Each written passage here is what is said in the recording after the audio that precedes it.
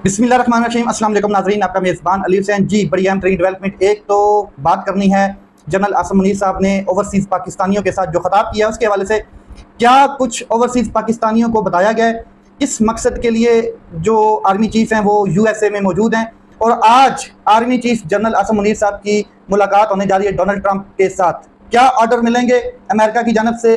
जो जनरल आसिम मुनीर साहब हैं उनको पाकिस्तान के किरदार के हवाले से क्या बात की जाएगी जो इस टाइम आलमी सतह पे दो कंट्री आपस में जंग में है, और क्या पाबंदी लगाई जाएगी, क्या कोई नया कहा जाएगा कि जी डू मोर का मुतालबा किया जाएगा, इस हवाले से बात करनी। दूसरा, सुप्रीम कोर्ट ऑफ पाकिस्तान में बड़े अहम केस की समाअत है मखसूस नशिस्तों के हवाले से, और फैसल सिद्दीकी साहब के तो दलाइल खत्म हो गए हैं, मगर सलमान अकरम राजा साहब ने दलाइल शुरू कर दिए हैं पाकिस्तान तहरीक इंसाफ की बुनियाद पर। तो आज उसकी लाइव समाअत हुई है, लेकिन सबसे पहले मैं आपको ले जाना चाहता हूँ अडियाला जेल इमरान खान साहब के मैसेज की जानब। इमरान खान साहब ने मैसेज किया है और जो तहरीक है उसको पोस्टपोन किया है। इमरान खान साहब कहते हैं कि आलमी हालात की वजह से जो इस टाइम पार्टी है उसको, मैं अपनी पार्टी को ये क्लियर मैसेज देना चाहता हूं कि 2 हफ्ते के लिए तहरीक जो हम शुरू करने जा रहे हैं इसको पोस्टपोन किया जाए, ताकि जो मौजूदा आलमी हालात के असरात हैं वो पाकिस्तान पर भी आएंगे। इस वजह से मैं इसको पोस्टपोन कर रहा हूं, बल्कि आ रहे हैं। ऐसे हालात में कौम को मुत्तहिद होना चाहिए। दूसरा, इमरान खान साहब ने कहा है कि केपीके का जो बजट है उसको पेश होना ही था और मुशावरत के साथ ही पेश होना था, लेकिन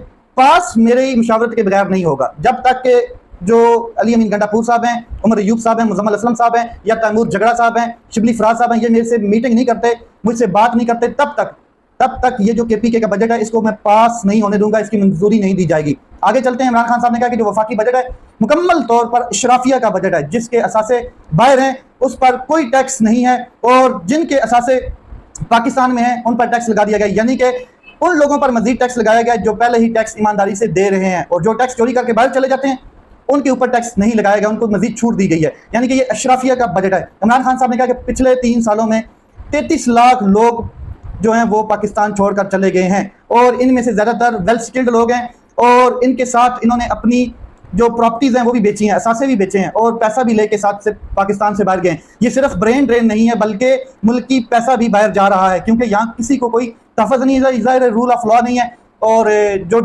माइट इज़ राइट है, जिसकी लाठी है उसकी भैंस है। आगे इमरान खान साहब ने कहा जिसके पास सिर्फ 3 साल पहले 50,000 रुपये होते थे, आज उसकी हैसियत बमुश्किल 20,000 रुपये की है, इतनी महंगाई हो चुकी है।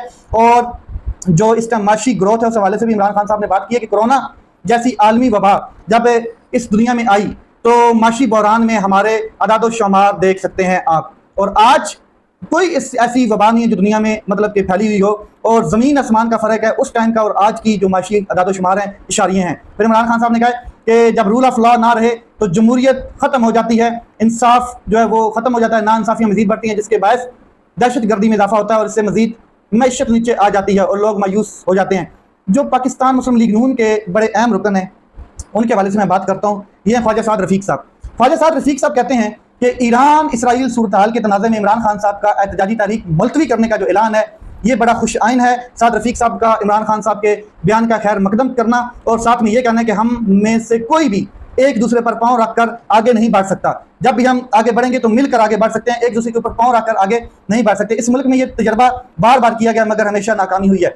इमरान खान साहब को बताया गया जो अमेरिका में एहतजाज हुआ, इमरान खान साहब ने उसके ऊपर मुस्कराए, हंसे, और इमरान खान साहब को पता है, जाहिर है ओवरसीज पाकिस्तानी हैं, वो कंट्रोल नहीं होते हैं, एहतजाज करते हैं, वो अपना राइट समझते हैं, और वहाँ पर कोई गोली भी नहीं चला सकता है, लाठी भी नहीं चला सकता है, और मुकदमे भी नहीं कर सकता, चादर चारदीवारी का तकद्दुस भी नहीं पामाल कर सकता। तो उस्मा खान साहब जो इमरान खान साहब की बहन है, उन्होंने कहा कि अमेरिका में एहतजाज को डिसऑन नहीं किया, ये इमरान खान साहब की बहन कह रही हैं। वज़ीर आला अली अमीन गंडापुर कह चुके हैं कि दुनिया में कहीं भी इमरान खान के लिए एहतजाज करेगा तो हम उसके साथ खड़े हैं। इमरान खान को एहतजाज के बारे में इल्म नहीं था, हमने बताया तो वो मुस्कुराने लगे, हंस पड़े।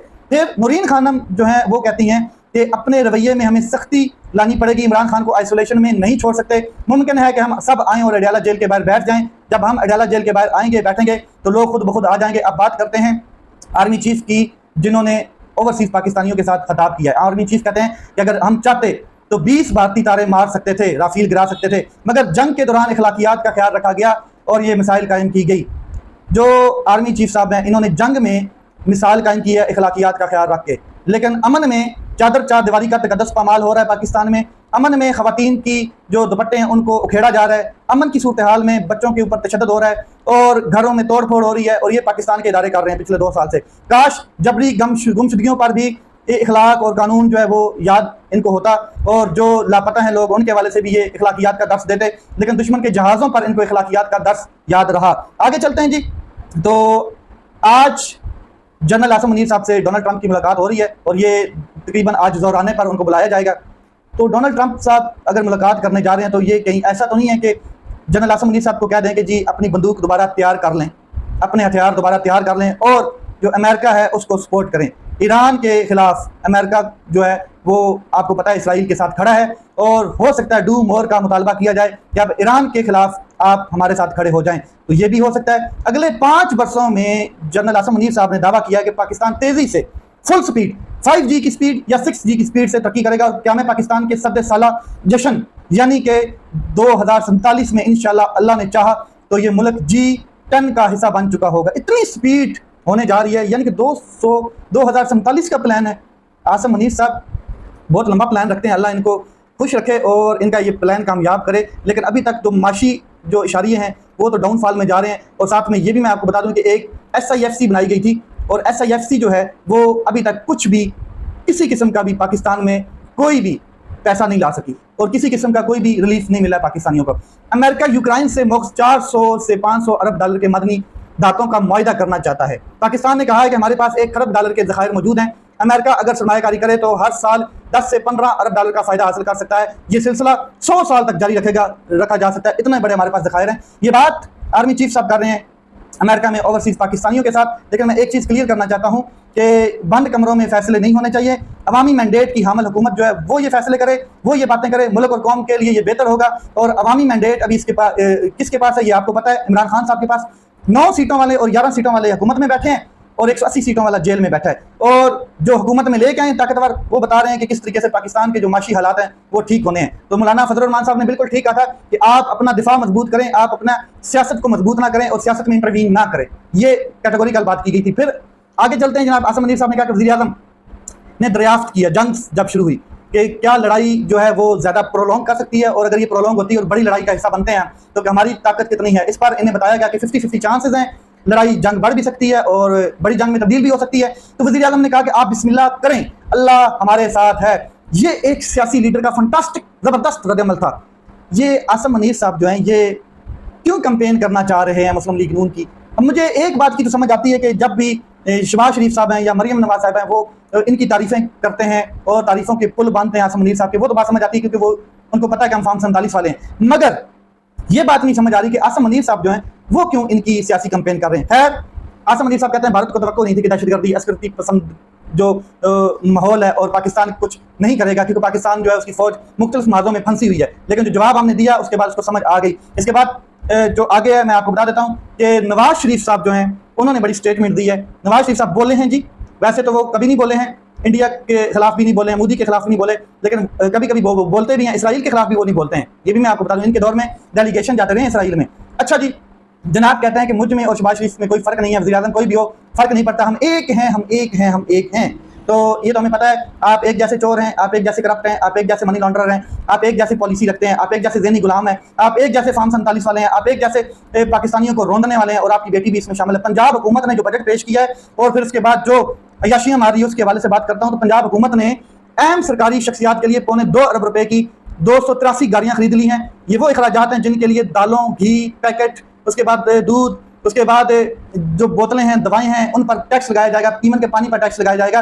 ये 4 अरब रुपए की 283 गाड़ियां अहम शख्सियात के लिए खरीदी गई हैं। इस मुल्क में मैशी जो माशत है वो डाउन जा रही है और इनकी अय्याशियां ऊपर जा रही हैं, एलीट क्लास। और जनाब मोहतरम मरियम औरंगज़ेब साहबा कहती हैं पंजाब हुकूमत ने अगर गाड़ियां नहीं खरीदी हैं तो ये तो तरक्की का अलामत है।